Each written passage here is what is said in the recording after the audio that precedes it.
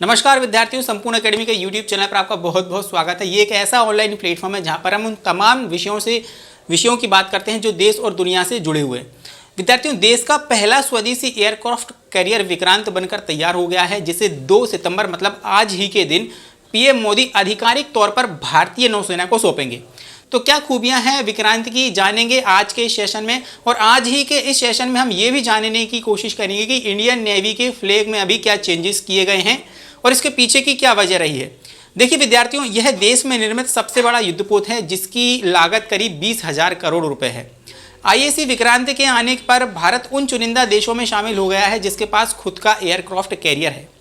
IAC Vikrant का वजन लगभग 40,000 टन है। इसमें 2300 से ज़्यादा कंपार्टमेंट हैं जिनमें लगभग 1700 लोगों के लिए डिज़ाइन किया गया है।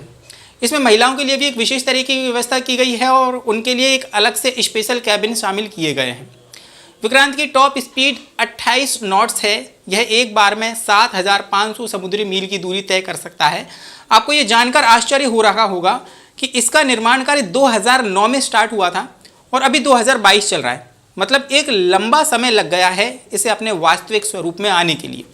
और इतना समय लगे भी क्यों ना, क्योंकि ये इतना विशाल है, इतना विस्तृत है कि 2 फुटबॉल के मैदान जितना एरिया इसमें समाहित हो सकता है। विक्रांत युद्धपोत को भारतीय नौसेना के in house director of naval ने डिज़ाइन के द्वारा तैयार किया गया है और इसका निर्माण कोच्चि शिपयार्ड लिमिटेड ने किया है। और इस युद्धपोत का नाम आईएनएस विक्रांत के नाम पर रखा गया है। और आप सभी ने आईएनएस विक्रांत का नाम पहले भी सुना होगा। आईएनएस विक्रांत वही युद्धपोत है विद्यार्थियों जिसने 1971 में भारत पाकिस्तान युद्ध में एक अपनी अहम भूमिका निभाई थी। आईएसी विक्रांत द्वारा सेना को आत्मनिर्भर बनाने का एक महत्वपूर्ण प्रयास किया गया है। जिस तरह से चीन दुनिया और भारत पर दबाव बनाने की कोशिश करता रहता है, जैसे कि अभी चीन ने अपने सर्विलांस शिप युआन वांग 5 को हम्बनटोटा पोर्ट पर तैनात कर दिया था। और इस विषय में भी हमने एक पूरा सेशन किया था। आप चाहें तो वो सेशन भी पूरा देख सकते हैं। आगे बढ़ते हैं। आईएसी विक्रांत भारत की रणनीतिक हितों के लिए बहुत ज़रूरी है और इसके आने के बाद भारत की समुद्री ताकत और बढ़ेगी।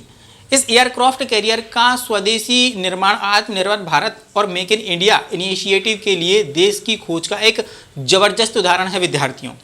विद्यार्थियों, दुनिया में केवल अमेरिका, रूस, ब्रिटेन और फ्रांस के पास ही 40,000 टन या इससे ज़्यादा वजन वाले विमान वाहक जहाज का निर्माण करने की क्षमता है और भारत भी अब इस सूची में शामिल हो चुका है। विक्रांत 20 मिग-29 लड़ाकू विमान और 10 हेलीकॉप्टरों को एक साथ ले जाने में भी सक्षम है।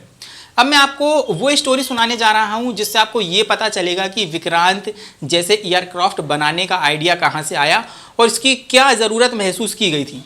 देखिए 1999 में 1999 में कारगिल वॉर के बाद भविष्य के खतरों को भांपने के बाद हमें ये ज़रूरत महसूस हुई कि हमारे पास एक ऐसा एयरक्राफ्ट हो जो कि स्वदेशी हो। वर्ष 2002 में पंडित अटल बिहारी वाजपेयी ने इस प्रोजेक्ट को स्वीकृति दी थी और वर्ष 2002 में कोचिन शिपयार्ड लिमिटेड ने इसका एक कंस्ट्रक्शन भी शुरू हुआ था। शुरुआत में इसे 60-40 के रेशो में बनाना तय हुआ था। इसका मतलब ये है कि 60% भारतीय सामान और 40% विदेशी सामान से मिलकर इसको तैयार किया जाएगा। देखिए 2005 आते आते सब कुछ सही ट्रैक पर चल रहा था, तभी रूस ने वॉरियर ग्रेड स्टील देने से इनकार कर दिया। यहाँ पर एक बात समझने वाली है कि एयरक्राफ्ट तैयार करने के लिए एक खास तरीके की स्टील की ज़रूरत होती है जिसे वॉरशिप ग्रेड स्टील कहते हैं, जिसके लिए भारत रूस पर निर्भर था। रूस के मना करने पर विक्रांत का कंस्ट्रक्शन करीब 2 साल तक थमा रहा। इसी बीच भारत ने आवता में अवसर की तलाश की और इंडिया के डीआरडीओ और स्टील ऑफ अथॉरिटी ने मिलकर वॉरशिप ग्रेड स्टील तैयार कर लिया, जिससे दूसरे देशों पर स्टील की निर्भरता अब खत्म हो चुकी थी। अब जिंदल ग्रुप और एसआर ग्रुप ने मिलकर ये स्टील तैयार करते हैं। अब 2009 की बात करते हैं। 2009 में इसकी नींव रखी गई थी, मतलब कि कंस्ट्रक्शन का काम शुरू हुआ था और 2022 तक ये बनकर पूरी तरीके से तैयार हुआ है। इसे पूरी तरीके से ऑपरेशनल होने में जून 2023 तक का समय लग सकता है। विद्यार्थियों, आईएसी विक्रांत एक चलता फिरता शहर है, मतलब कि इंडियन एयरक्राफ्ट विक्रांत एक चलता फिरता शहर है। इसमें ML 2500 गैस टरबाइन लगे हुए हैं जो कि 88 मेगावाट पावर जनरेट कर सकते हैं। मतलब कि आप समझ जाइए कि इतनी ऊर्जा इससे मतलब कि बिजली पैदा की जा सकती है कि आधा जयपुर इससे रोशन हो जाएगा। विक्रांत में 14 डेक भी हैं, ये जो कि 10 मंजिला इमारत की तरह दिखाई देता है। इसमें एक मॉडर्न किचन भी बने हुए हैं। आप आश्चर्यचकित होंगे कि इसमें एक मॉडर्न किचन भी है जहां 1 घंटे में 1600 लोग आराम से खाना खा सकते हैं। इसकी एक खास बात यह भी है कि इसमें एक स्पेशलिटी अस्पताल भी बना हुआ है।